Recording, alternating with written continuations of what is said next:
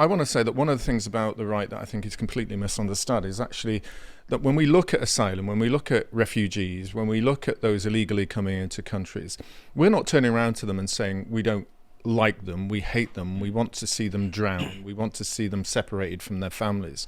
Our view is that, quite clearly, as part of a humane society, the idea of mass immigration is wrong in principle because, and I'm going to try and show you today, this is an enabler of people smuggling. It's an enabler of child exploitation. It's an enabler of sexualization of women. And it's also a destructive element of the countries that they come from because we allow them to remain in poverty economically. Now, I'm not going to deal with the economic arguments of that today, but what I want to show is how the European and global elites are actually enabling all the crimes against unaccompanied and separated children, about women who are being forced into prostitution and sexual slavery. And I begin by just looking at some of the big numbers. Here from the European Parliament, a think tank, obviously something that I looked at before. I've put this up because it's quite important to try and understand that the United Nations and its Children's Fund, again, I don't completely always agree with everything that comes from the UN. Some of their stats are a little bit devious, but when it comes to try and calculate the numbers, generally they're not too bad. And the reason they do that is because they wanted to try and get reasonably accurate figures to get as much money as they can. But what is interesting about this element of the think tank that uses UN's Children's Fund's data is to show that around the globe at the moment, there are about 36 million what they call migrant children. And what that means is that these are children that are living in camps in Africa and Pakistan and Iran. These are the children that are in the camps in South America trying to make their way up into America. These are the ones that are coming across on the western, eastern or central Mediterranean routes, coming down through the Balkan routes, all across the globe, including those in Asia as well. There's about 36 million children out there. An astronomical number. It's an astronomical number. If it was half of 1 million, I would be appalled. Yes. Now, and this is why, in many, many ways, that I come back to the very basics, that in order to deal with trying to make people live in comfortable and better lives, it's important for us to try and ensure that their countries are not like South Africa, where you have governments who are willing just to kill white people for the sake of white people, and a history that they want to grab their land, thus putting people into poverty, thus ensuring that they want to leave that country and become part of the exodus of individuals that become part of the 36 million. Solve South Africa, you solve some of those leaving it. Solve what's happening in Venezuela, you solve the criminals dealing with that. So that's the overall principle of what we on the right say. Solve those issues by removing that, and you help go downstream. Equally, economically, stop stealing from them all the time. Let them actually do their lands, providing they're doing it ethically and not with corruption. And that doesn't help with China and Russia and ourselves in some ways. It puts me in mind of a little thing. You might have seen it on TV. I can't remember if it's for Water Aid or whether it's for Oxfam or something like that, where it shows sub-Saharan children drinking dirty water, walking from really long ways to fill up with really dirty water. And it keeps saying, they have no choice. You have to give money to them because they have no choice. It's like, really? Haven't you had decades or even hundreds of years to form an actual country? Yeah, and absolutely. And if there we are, we want to get as much lithium as we can do to salve our green consciences and net zero. So we'll allow lithium where we're using thousands of children are dying from the poisonous waters and areas around them. But hey, we can salve our consciences. We get in a Tesla and drive off down the road or a BYO, whatever we want, because we now can say, I'm a green and I'm helping the environment, when it's nonsense what we're doing in the UK. Look back at down the line. There's no responsibility for the governments in those countries. Not a word about that. Nope. They haven't failed in any way. No, they're all perfectly fine. They're all lovely individuals and when they come over to Paris and they get their wives to buy lovely dresses at the next Parisian event, then we're happy to see them in the £1 million houses that they have. So I wanted to just run through some quick numbers just to go in.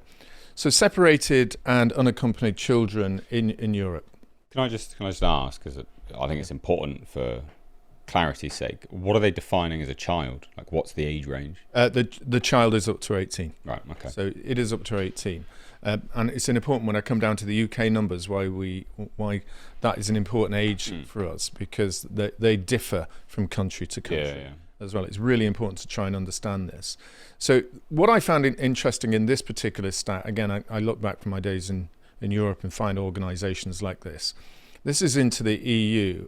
And if you look in the second paragraph, it says, between January and October 2015, the number of unaccompanied child asylum seekers in Sweden alone was just over 23,000 in that period of 2015. Now, that was an element, obviously, to do with what was happening in Syria and the mass movement of 1 million plus odd that went into Germany, what I call Merkel's monumental madness.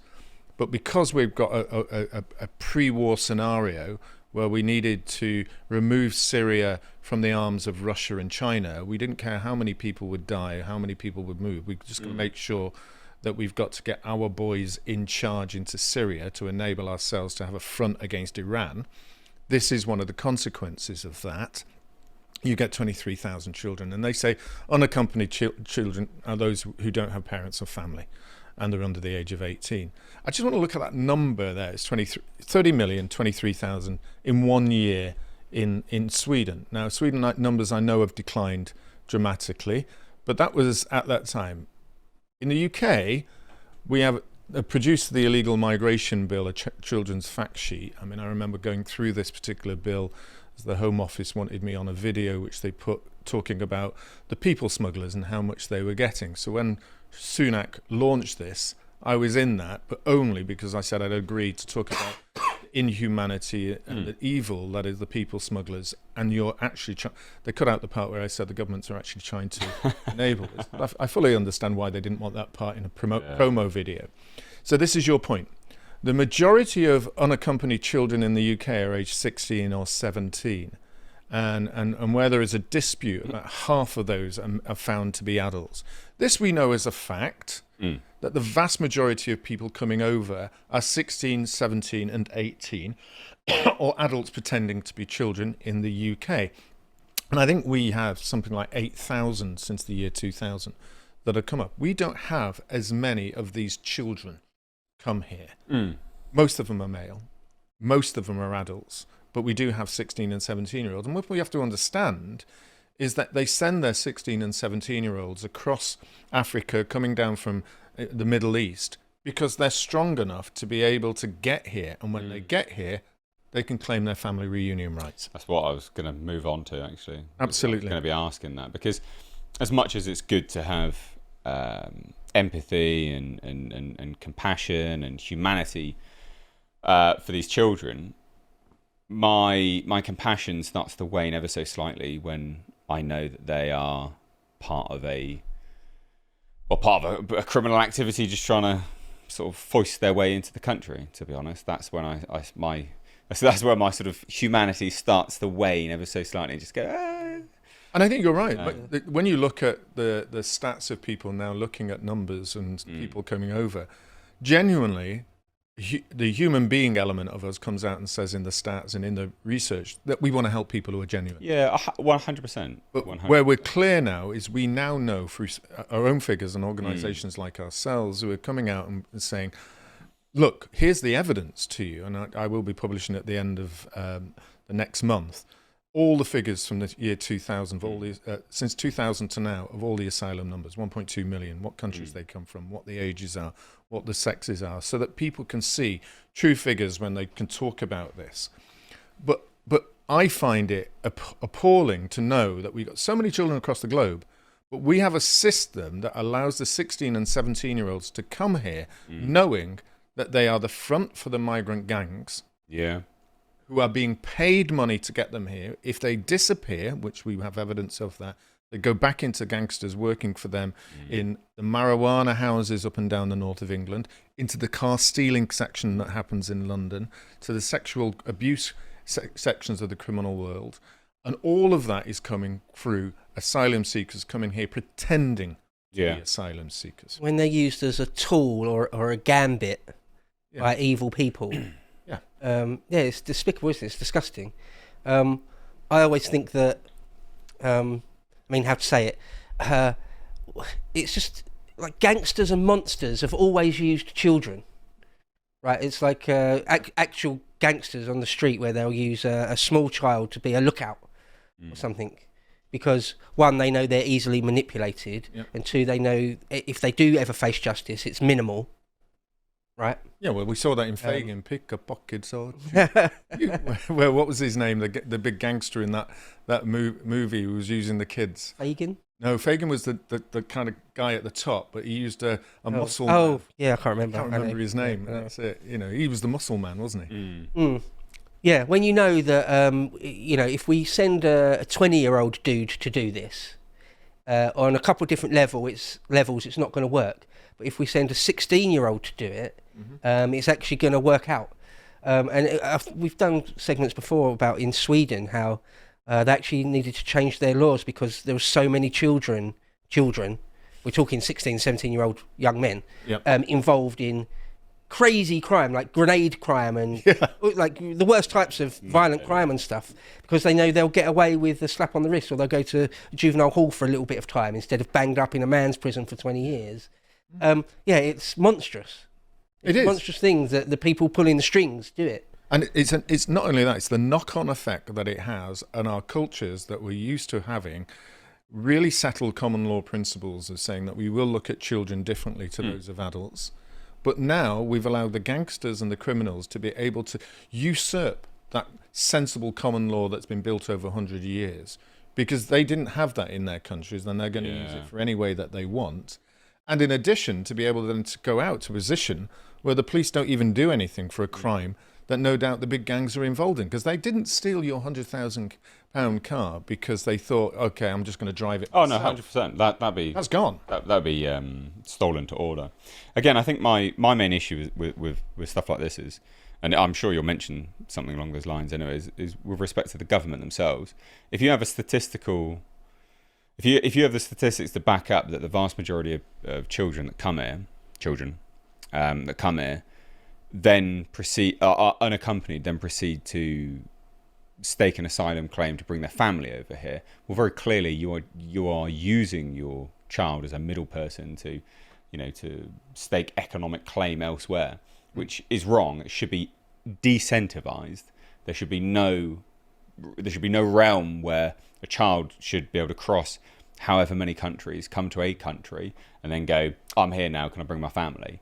Yeah. No, you shouldn't, actually, because your parents allowed you to travel through however many countries and try to get to somewhere else. I just think that's abhorrent. It's interesting you do that, because over the weekend the Germans have actually now started to look at changing the law on family reunions. Yeah, I think that should be the case. They're being pilloried at the moment by saying you're just trying to respond to the AFD, the usual thing. Yeah, but I mean that's common sense, isn't it? Why would you want adults in your country that would allow their child to traverse the globe? No, those people are scum. Like they're awful people, right? They're treating their child like a taxi service for an asylum claim. No, you should not be allowed here. So yeah, I mean, I agree with the humanity aspect, absolutely. But yeah, if there's statistics to show it, that there are. They're changing and policies. Plenty more. Sorry, I didn't want that to go back down, but I'm going to quickly win through the next stats so we can move on to the next section of this. This is the interesting point here. Not only we got the millions coming in, and then we know the thousands in each individual countries, but we also know tens of thousands of these unaccompanied minors went missing in the European Union. And what I look at this, I mean, I know this is called the EU CPN, which is another one of these funded organisations by the European Union. It's funny they won't fund the Centre for Migration and Economic Prosperity, but they will fund organisations like this to say, look, unaccompanied minors are at risk, prevented child trafficking. Well, we could say the no S at Sherlock, that of course we're going to find unaccompanied minors go missing. Some of them we know they go missing because they're 16, 17 and 18 and they're involved with the people smugglers.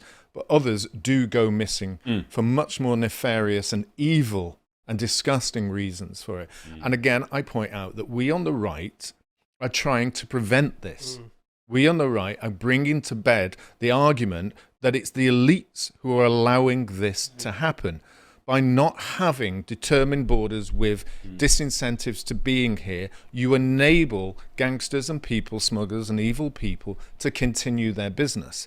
Where is the moral outrage from the globalist types when they hear a figure like that? It's just silence. It's just No. crickets. Their moral outrage is, why do you not allow them all to come in? Yeah, right. Why do you not have safe ports of call? Why do you not allow them to transit? Because if you did, more of them would be here.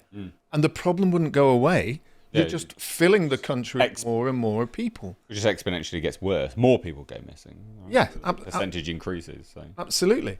And I find this quite staggering that we've got 30,000 migrant refugee children estimated to go missing on their arrival in Europe. Mental. 30,000 exactly. just go missing. It's a giant number, isn't it? Number. In 3 years.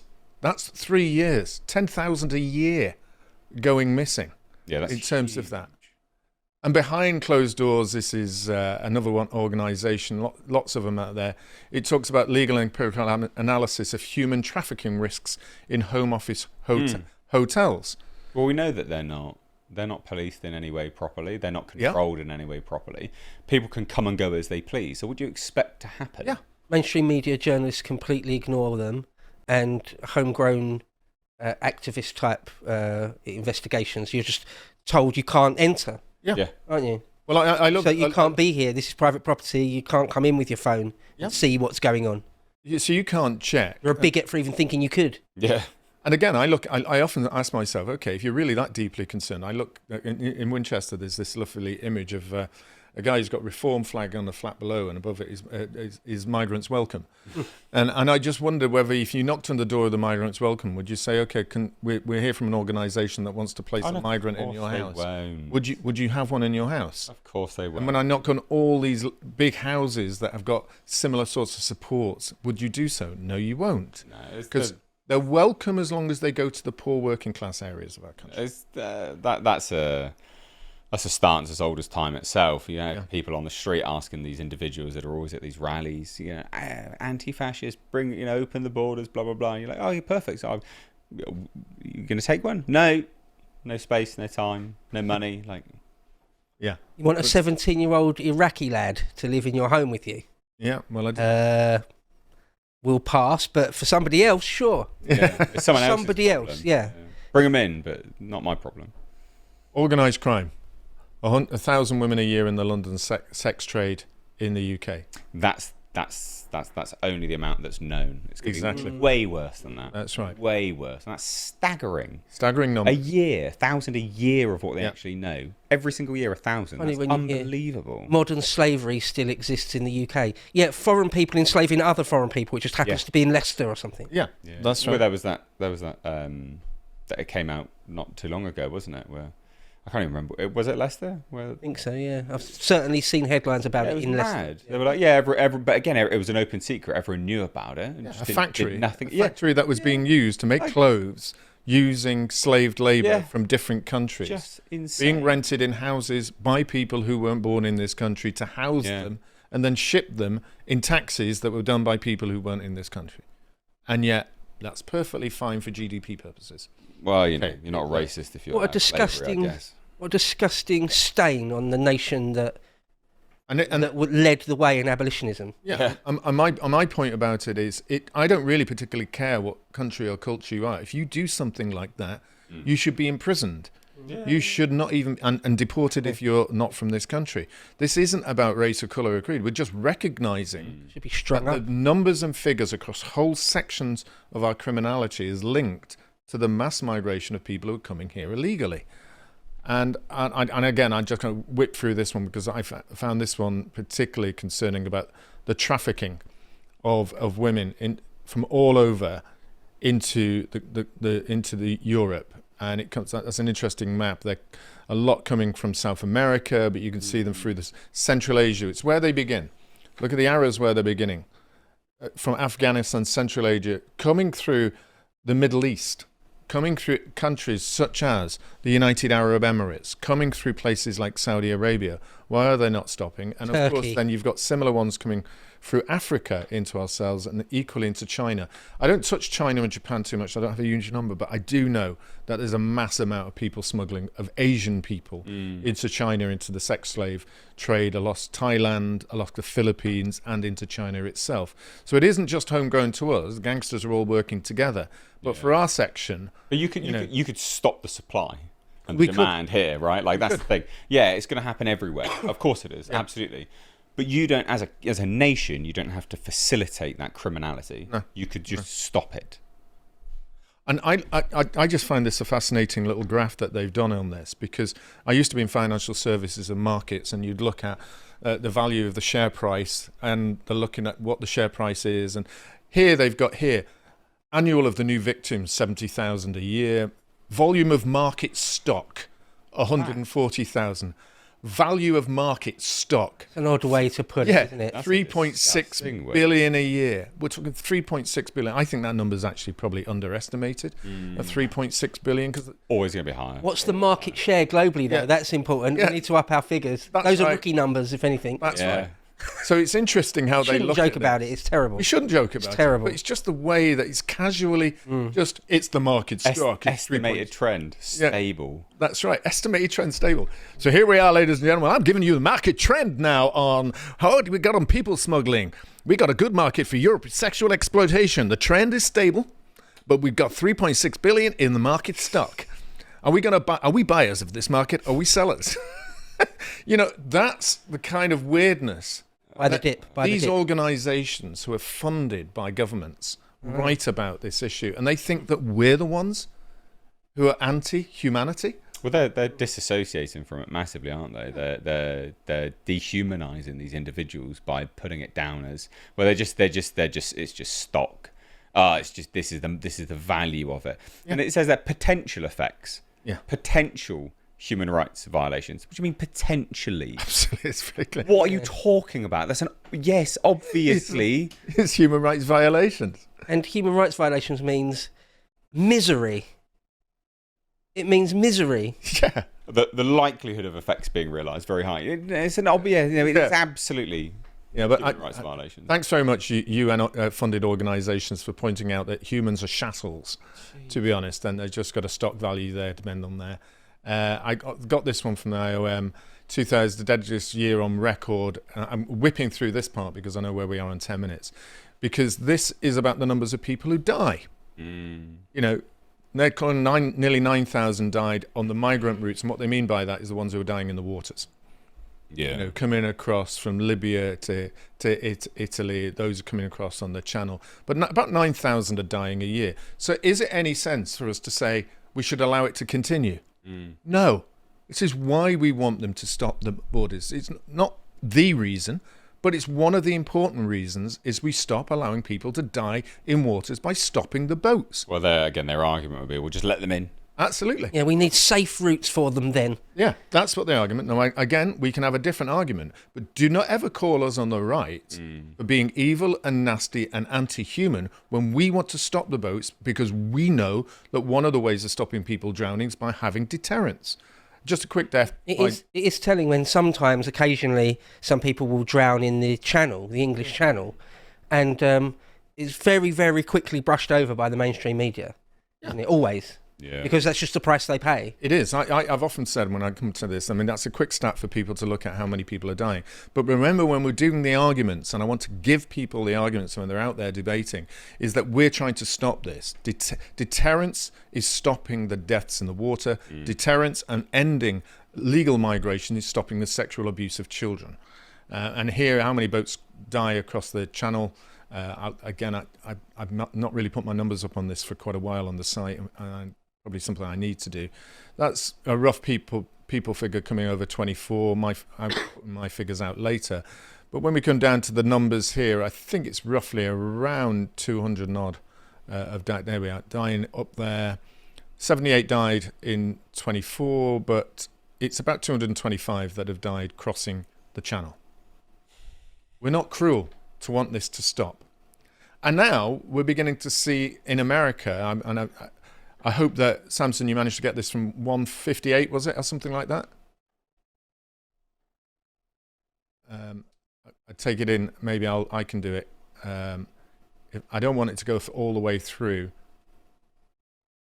How do you get to 158 on this? Oh, just slide Had it along. coyotes come. Right, it's roughly around here. So this the what is the Biden status administration now has of been all of these attacked unaccompanied, illegal turning a children blind eye that to have human not trafficking. been found, that were just lost. So we just listened to what she says. This guy on the right, who I've known for a while, according to the Biden is administration. Has there following been the any people headway smugglers made and the on them? human trafficking. Well, this shows the crisis that the Biden-Harris administration created. So since the inauguration, Homeland Security Investigations has conducted an investigation, a well-being check on 100,000 of the 324,000 children that were reported as unaccounted for. Out of that, they could only locate 5,000, which means 95,000 children are completely unaccounted for, and there's nowhere else to look. The information the Biden-Harris regime accepted from sponsors, it's been discovered that 70% of it was fraudulent. 70%? That's correct. So, since Trump's come into power, they've done an audit of the unaccompanied children and migrants, something the Biden government, we now know, has been found out to be fraudulent on, and found out of 100,000 children, they can only find 5,000. Yeah, that's 95,000 children. And again, here we are talking about Trump as being somebody who's the right, he's anti-immigration, anti-asylum. Their whole organization in the White House is about opposing migration. And yet these are the people who are trying to stop human trafficking. And we can see that under the Democrats, they had a system in place that effectively, according to Sarah Gonzalez, is turning a blind eye to human trafficking. But the figures speak for themselves. Use facts to show it. Globalism is eating children. It's just Sort of making them churning them disappear. up, yeah. It's ignoring them. It takes the money to fund the organizations. It takes the money to give them to their friends in the charities. And when the right try to create policies, they come out with papers like this saying an analysis of the anti-immigration discourse during the 2016 Brexit referendum. And it's the usual things. You know, this is a French organization, and it talks about the fact that overcrowded Britain, well, we are. We've got more density now than ever before. I mean, fundamentally, to stop these kind of things from happening, you have to, as a nation, you're never going to fix the wrongs in the world, right? No. You just can't. You can facilitate and help people when they come here, sure. That will change that person's life. Mm-hmm. That's all you can do. It won't ever fix the place that they came from. You need to, accepting asylum and immigrants, you know, just ad infinitum, it's never going to work. Like you, how many's too many at the end of the day is always the question I always ask people that are like, yeah, no, I'm pro immigrants. I'm like, well, how many's too many? Yeah. And it's a figure which no one can ever say. No. They can't, because they know that when you put a cap on it, the whole virtue signalling project that they've got going on just falls apart. Mm-hmm. But you have to work on trying to facilitate the individual, you know, the locales that these people are coming from, trying to help or get them to help their own bloody place. You can't import just infinity people and not expect the degradation of your own society. Like, we're going to just help these poor whatevers. Then your country, your nation will just become like theirs. That's all that's going to happen. And I say that is something that everybody's beginning to see, and we are going out saying we can help solve this, not completely, but with different views. When we talk about criminality and terrorism, all you do is say it's there's the numbers, but we'll fund organizations to support the numbers. We will then fund organizations that criticize people like ourselves who want different results. We will fund organizations like this report about journalists, a study by journalists for journalists and policymakers about how the media on both sides of the Mediterranean report on migration.